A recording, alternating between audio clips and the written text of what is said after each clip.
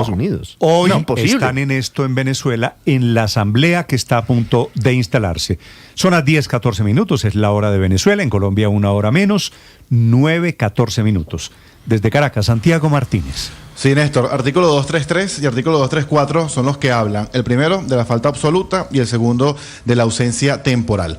El Tribunal Supremo de Justicia, en esa sentencia del sábado a la medianoche, un poco casi día domingo, habla de ausencia temporal. Esa ausencia temporal le da a Delcy Rodríguez un lapso de 90 días para asumir las funciones presidenciales. Y ese periodo puede ser prorrogado por la Asamblea Nacional por un lapso adicional de 90 días más.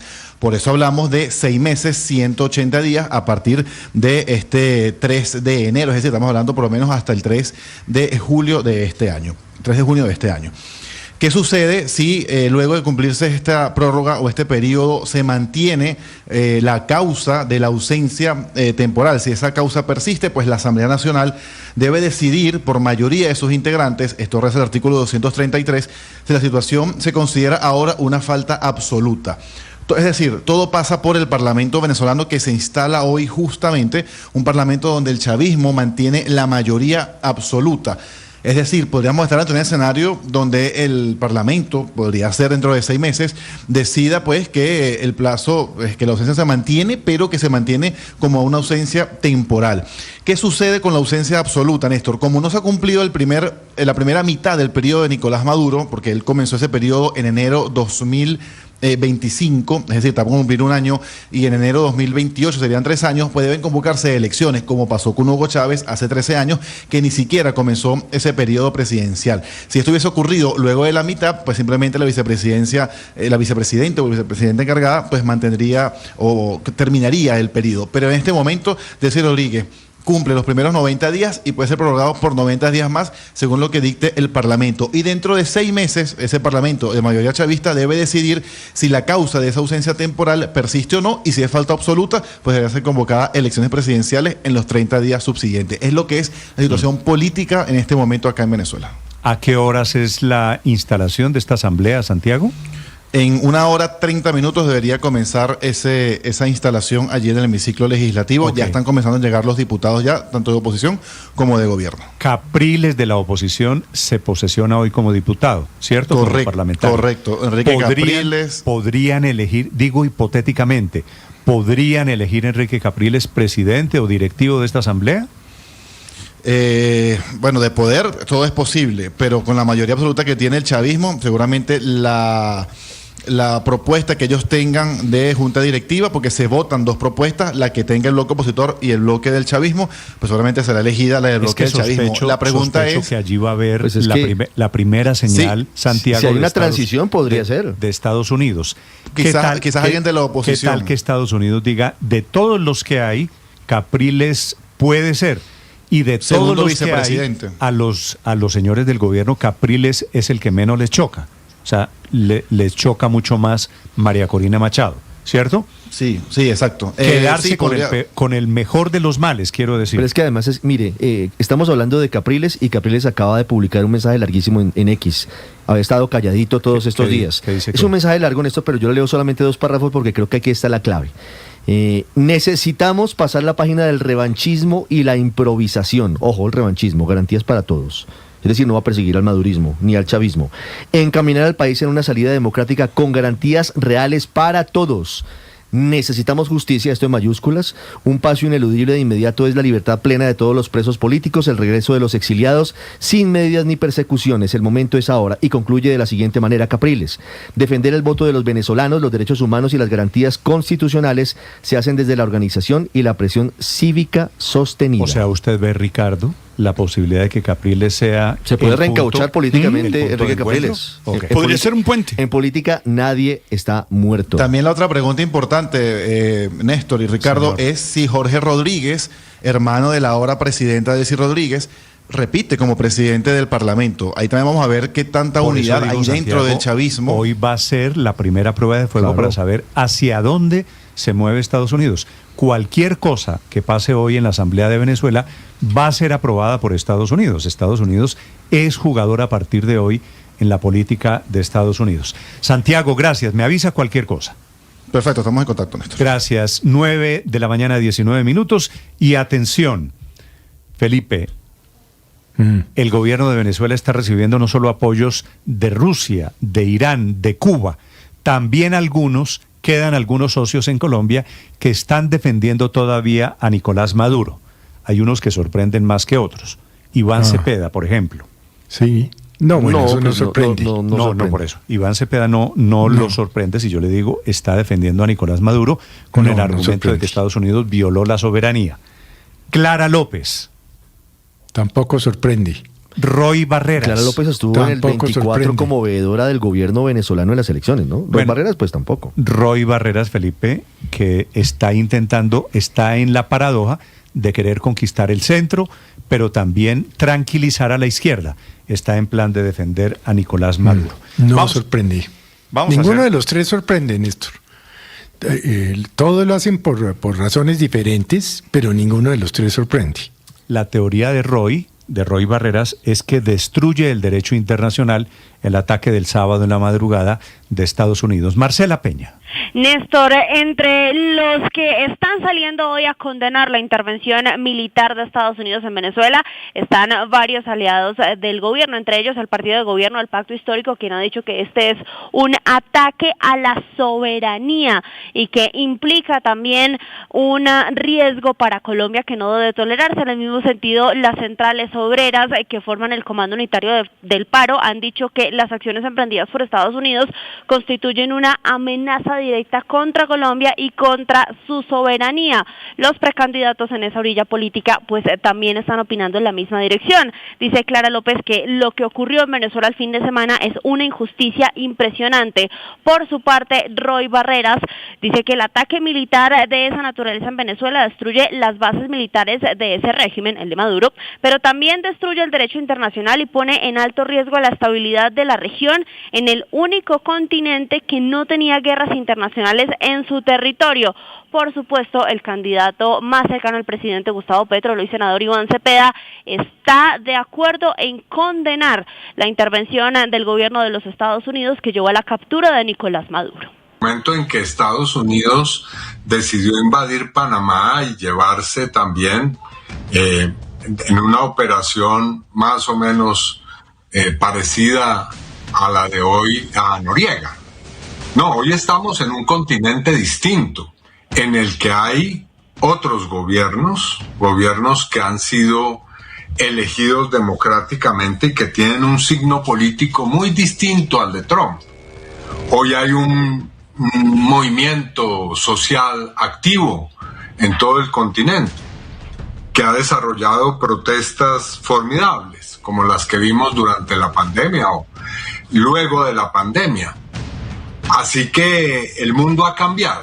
Hoy no estamos en la época, en el viejo oeste, en el que se ponía recompensa por traer la cabellera de un forajido que estaba siendo perseguido. No, hoy no estamos en esa época. Las cosas aquí han cambiado y eso significa que vamos a ver desarrollos en los que esta acción, que es una invasión y una agresión, sin duda, va a tener repercusiones en el continente y en el mundo. Así pues, para Iván Cepeda, esta es una grave y abierta agresión militar contra una nación soberana que va en contra de la paz en la región.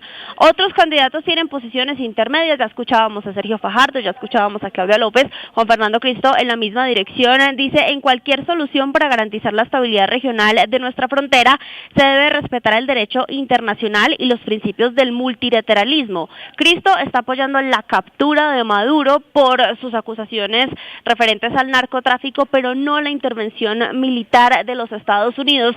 Del otro lado, hay un amplio grupo de candidatos y precandidatos que apoyan abiertamente las intervenciones de Estados Unidos y la captura de Maduro. Le menciono a Abelardo de la Espriella, pero también a Paloma Valencia, quien dice, no hubo agresión contra Venezuela, fue un ataque contra un tirano que había usurpado el poder y se había aliado con los narcos de la región y de paso violaba múltiples principios de la Carta de la ONU. Vicky Dávila, esta noche dormimos más tranquilos, cayó Nicolás Maduro, gracias presidente Donald Trump. Juan Carlos Pinzón, es el resultado de oprimir a un pueblo utilizando el narcotráfico y el crimen organizado transnacional. Marcela, gracias. 9:24 a.m. Es buena, Felipe, la analogía que hace el candidato presidencial Iván Cepeda, el senador Cepeda del petrismo, de que esto es como en el salvaje oeste, que ya no es, dice él, eso de que vienen por la cabeza de un forajido. Pues al final de cuentas lo que demuestra Trump y la operación militar de este fin de semana es que sigue siendo exactamente lo mismo. Sí, llegaron por la cabeza del forajido, capturaron el forajido y se llevaron al forajido, ¿no? Sí, pero Néstor, es que yo creo que habría que hacer en este caso en particular, no de manera general, una distinción entre la soberanía y capturar un delincuente, narcoguerrillero, dictador, lo que usted quiera, llámelo como usted quiera. Son dos cosas totalmente diferentes, porque aducir que el tema es de soberanía, no, es que no, el gobierno de los Estados Unidos no se metió con el pueblo venezolano. Entró a capturar a un delincuente, a un narcotraficante. Entonces juegan un poco con todo eso, ¿no? Y no, son dos cosas totalmente diferentes. Al final de cuentas, eso no es lo que dice el presidente Trump, ¿no? Que dice que va a manejar ese país. Yo no estoy hablando a nombre de Trump, faltaba más. Estoy pensando, estoy diciendo lo que yo pienso al respecto. Exacto. Porque este es un dictador. Hemos hablado toda la mañana de todos los crímenes que ha cometido, Héctor. Es un narcotraficante. Yo estoy feliz y entraron y los trajeron. Yo también estoy feliz de que lo han cogido preso. Pero Néstor, me gusta. Estamos de acuerdo.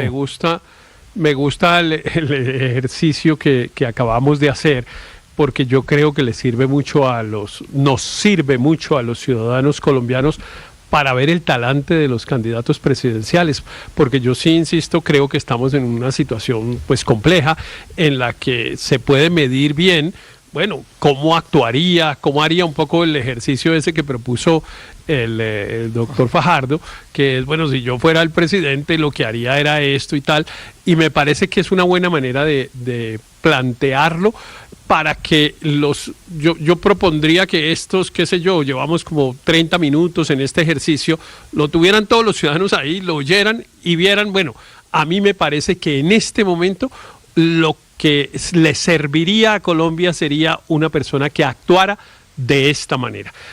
Hay distintas posturas, unos toman unas posiciones, otros toman otras, otros lo hacen con un talante, con una personalidad, haciendo acusaciones, u otros diciendo que hay que esperar, que hay que reflexionar, que hay que llenarse de más información, en fin, creo que es un ejercicio extraordinario, Néstor. Yo voy a ver si logro extraer estos 30 minutos que llevamos y proponérselo de ejercicio a la gente. Mire, ahí están, esos son, porque ahora, están en un momento complejo, porque hablar carreta cuando no hay momento complejo, pues eso es fácil, pero estamos en un momento complejo en el que esos señores aquí, o esas señoras que quieren ser presidentes de Colombia van a tener que administrar momentos como estos. Usted tiene que tomar partido. Usted se alegra de ver a Nicolás Maduro, así como lo estamos viendo, Felipe, tratado como un criminal, o no se alegra. Y entonces le estoy contando quiénes no se alegran en Colombia. No se alegra Cepeda, no se alegra Roy Barreras, no se alegra Clara López. Esos son los candidatos y tienen derecho, ni más faltaba, a no alegrarse. Es una opinión. No, está bien, Felipe. Bueno, para eso es la democracia. Ellos están en lo suyo. A ellos les parece que Estados Unidos violó la soberanía. Ellos no han dicho nada sobre las violaciones de derechos humanos del gobierno de Nicolás Maduro. A mí me parece que eso también hay que mirarlo. Y entonces dicen que el señor Trump solo quiere el petróleo. Es que solo ven por China, un ojito, ¿no? Irán y Cuba, ¿qué es lo que quieren de Venezuela? Solo ven por un ojo, solo ven por el ojo izquierdo, no ven por el otro. Sí vi lo de la receta de la arepa, eso me pareció genial. Sí, que Estados Unidos fue por el petróleo como si los demás hubieran estado buscando la receta de la hallaca. La hallaca es el tamal venezolano. Sí, el tamal, sí, claro, con masa. Así que... Pero usted ha visto, por ejemplo, muchos seguidores del presidente Petro, o admiradores, o como usted los quiera llamar, llevan 3 días hablando del tema del petróleo y el petróleo y el petróleo y la importancia del petróleo, vienen por el petróleo. ¿Y aquí llevan 3 años hablando mal del petróleo?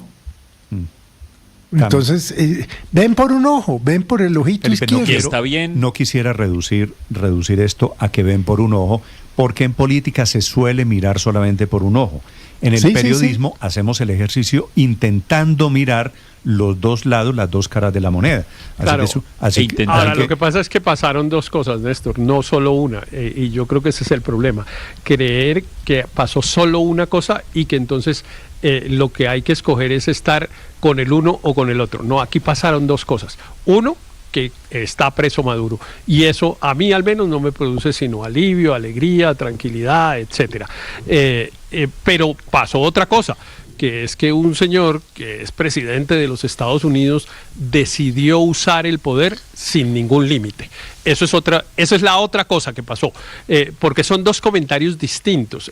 Digamos, el sofisma es decir, no, es uno solo y usted tiene que escoger entre uno u otro. No, pasó lo otro. Y lo otro, claro que yo tengo, primero, por lo menos que preocuparme. Es como amanecimos hoy los colombianos, ¿será que este señor decide ejercer ese poder de esa manera aquí también, en nuestro territorio? Al menos así, preocupados. Exacto, al menos así, preocupados. Sobre eso estamos de acuerdo que sería una locura, sería un disparate. Pero el problema, Felipe, es que este es un dilema. A mí me encantó de todo. Yo prácticamente permanecí en silencio durante estos 3 días y reflexionando, porque de verdad me preocupa mucho la situación. Y antes de decir cualquier cosa, como la reflexión del padre, como que antes de que la leyera yo me la había contado, digamos, que era piense, llénese de razones, etcétera. Y de las cosas que oí, de la mejor, una fue la de Andrés, nuestro compañero Andrés Mejía, que lo planteó de la manera... Lo planteó de la manera como es filosóficamente. Mire, aquí estamos frente a un dilema. Tenemos que escoger entre una cosa u otra.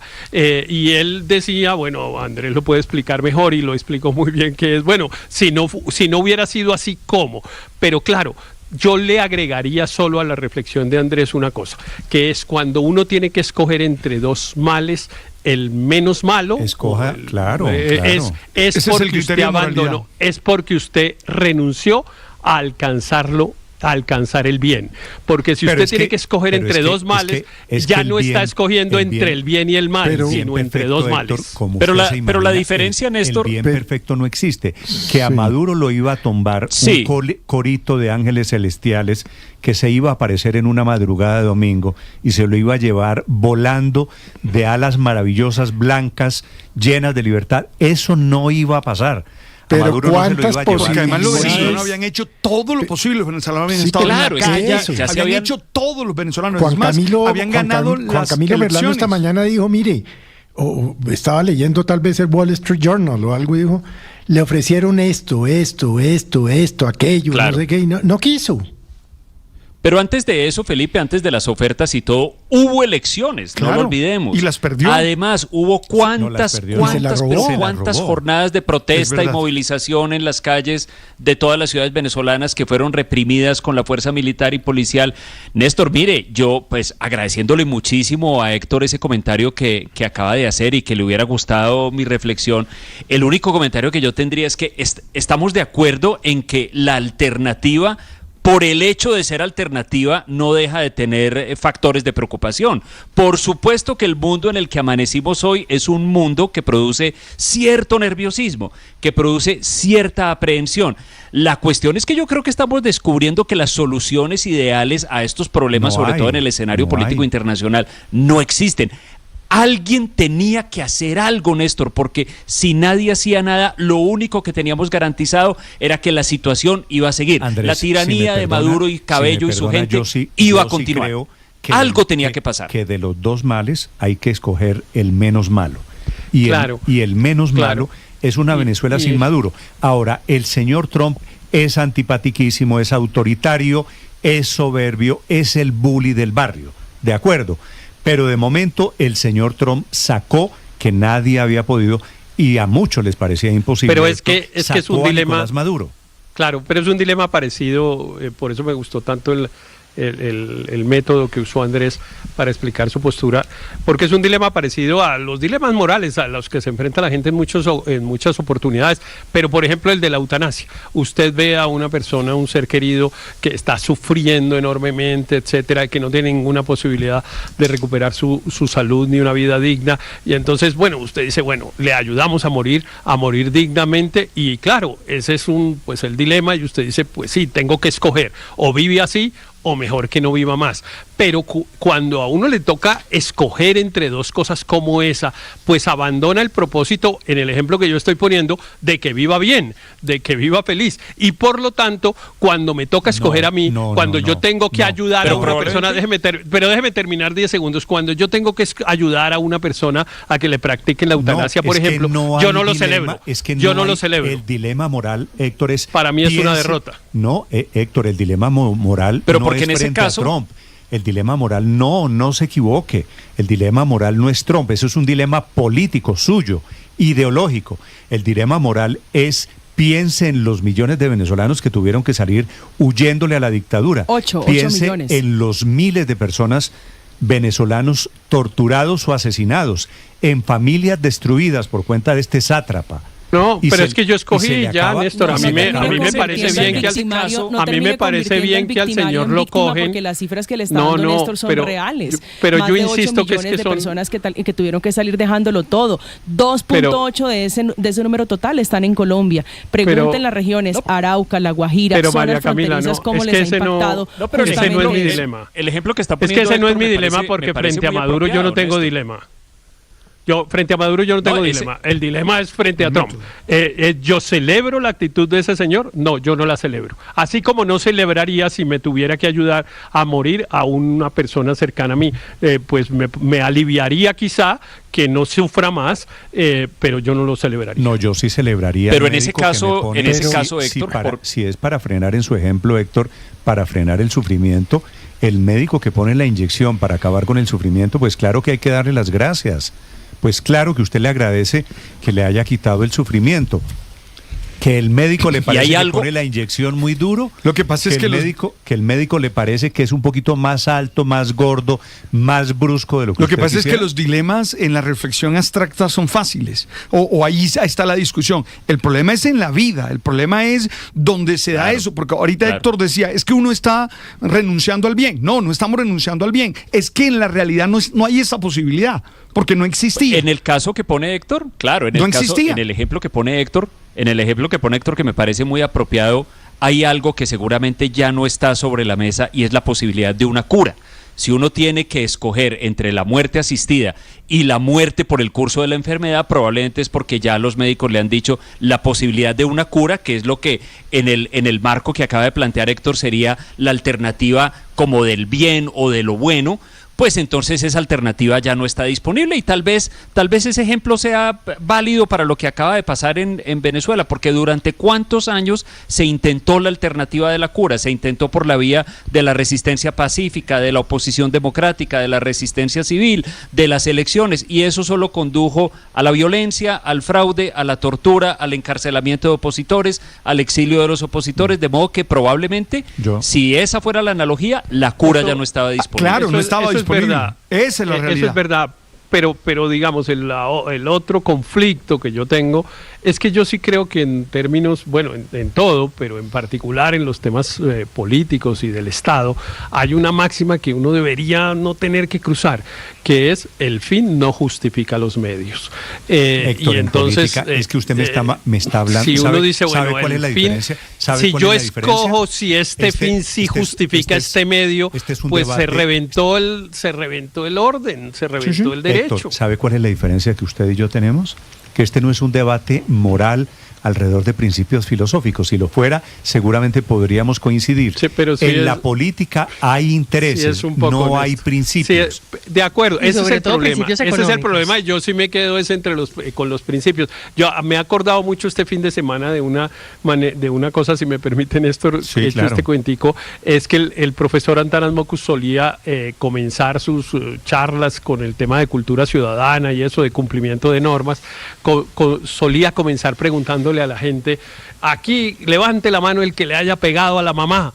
Y todo el mundo como, bueno, no, pues no, nadie le ha pegado a la mamá. Bueno, no, ninguno le ha pegado, pero alguien es capaz de decirme en qué condición le pegaría a la mamá. Uno dice, bueno, es que esa vieja está jodiendo mucho, o es que me hizo tal cosa, y entonces yo le pego. Y todos decían, no, a mí no se me ocurre en qué condición yo le pegaría a la mamá.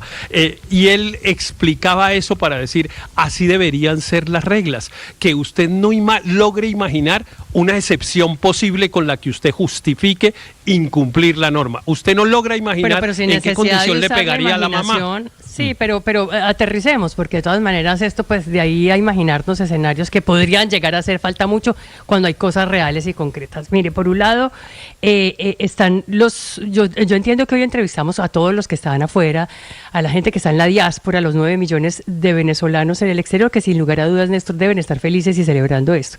Pero hay el doble de venezolanos en Venezuela, 18 millones de personas que viven directamente de la mano que les da de comer del Estado venezolano. Son 6 millones de trabajadores del Estado, a razón de 3 personas por familia, son 18 millones ahí, personas mal contadas, que saben que el que llegue, si llega a llegar otra persona, pues que no sea Delcy Rodríguez, por supuesto, si llega a llegar otra persona, va a llegar como Milei con motosierra a rebajar ese tamaño del Estado venezolano que creció en burocracia y nómina a niveles exorbitantes. Para que usted tenga una idea, en Colombia tenemos apenas una tercera parte, es decir, cerca de 2 millones de trabajadores del Estado. Ellos no están contentos hoy. Dentro de Venezuela esa gente no está contenta y por eso tienen que actuar también con mucha cautela, porque saben que están tocando callos e intereses, porque finalmente es la mano que da de comer. Como mano da de comer en los Estados Unidos, pero, el tema de las petroleras, el del tema del petróleo que se les agota en apenas 10 años y que también allá... Usted me está diciendo todos los que se quedaron en Venezuela son maduristas, son chavistas, no creo. Hay una parte importante que vive de eso, les están tocando el bolsillo. 6 millones de trabajadores otra vez del Estado venezolano. Eso ninguna otra nación de América Latina tiene un tamaño del Estado así de gigantesco como el que tiene hoy Venezuela. Ninguna. El que llegue tiene que llegar a motilar y a recortar puestos. Y los que están allá saben por sus propios intereses y por su propio bolsillo que pueden llegar a tener los días contados. ¿Cómo vamos a decir que los trabajadores del Estado son chavistas? Eso es no, yo no estoy diciendo que lo sean. Estoy diciendo que deben estar preocupados porque pueden llegar a perder sus puestos, porque es sencillamente inviable seguir manteniendo una burocracia de 6 millones de trabajadores en el Estado venezolano. Es que usted está echándose una tesis muy atrevida. Santiago, usted que es venezolano, que conoce mejor que nosotros la situación en Venezuela. A ver, en Caracas. Sí, Néstor, a ver, obviamente, si fuese la mayoría de los que están aquí, el chavismo, no hubiese pasado lo que pasó el 28 de julio del 2024. Y todo lo que viene ocurriendo a partir de ese momento con esa elección presidencial. Que perdió el chavismo. Si tomamos esto como cierto, correcto. Entonces, obviamente hay 6 millones de trabajadores del Estado, sí, es verdad, cierto. La burocracia es muy alta, sí, muchos dependen de ese salario, y más en esta economía complicada, es cierto, pero de allá a suponer que trabajar allí automáticamente lo convierte en una persona que apoya 100% al chavismo o que es un chavista, hay una distancia muy grande. Por supuesto que hay una distancia enorme. En segundo, saludo a uno de los venezolanos ilustres en el exilio. En segundos, el exdirector del periódico